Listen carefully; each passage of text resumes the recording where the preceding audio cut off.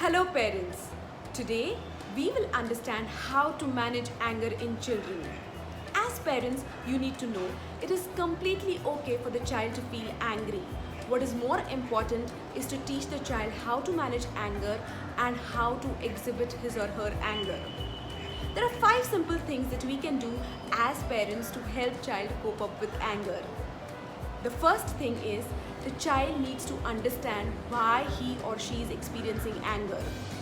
Children usually feel angry when something happens not according to the way he or she wants it, and the child is not able to accept this fact.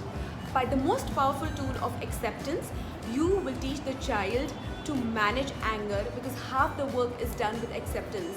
The child then understands that there are some things which will happen according to the way he or she wants it, and there are some things which will happen not according to the way he or she wants it, and the child learns to accept either of the situation. The next important thing is to teach the child to label the emotions. It is very important from an early age for the child to understand what kind of emotion the child is experiencing and to communicate that emotion to the outside world. By teaching the child to label the emotion, the child will be able to tell the adult in the surrounding what he or she is experiencing. And this is the first step in handling anger. The third important thing that we need to teach the child is how to cope up with anger. So next time the child experiences anger, what can the child do in this situation? There are simple things that the child can do. The most important thing is you need to teach child deep breathing. Whenever the child is experiencing anger and the child starts deep breathing, this emotion comes under control. The other thing that you can give the child is calming jar. With calming jar, you're distracting the child's mind and the child from the emotion of anger. The third thing that you can teach the child is to step away from the situation. By just moving away from the situation, the child will be able to control the anger. The fourth thing that we need to remember as parents is to set ground rules at home.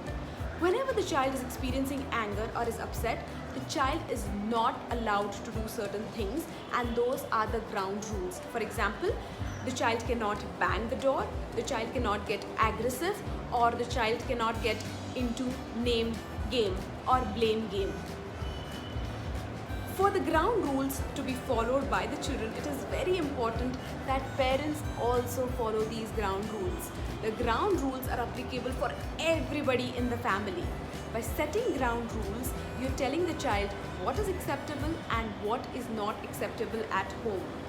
The fifth important thing that we need to teach the child is children are learning how to exhibit anger from adults and from the environment.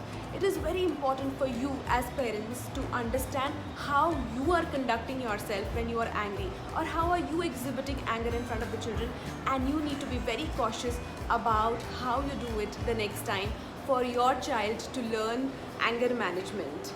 Hope these tips help you to understand how to manage anger in children. Happy parenting!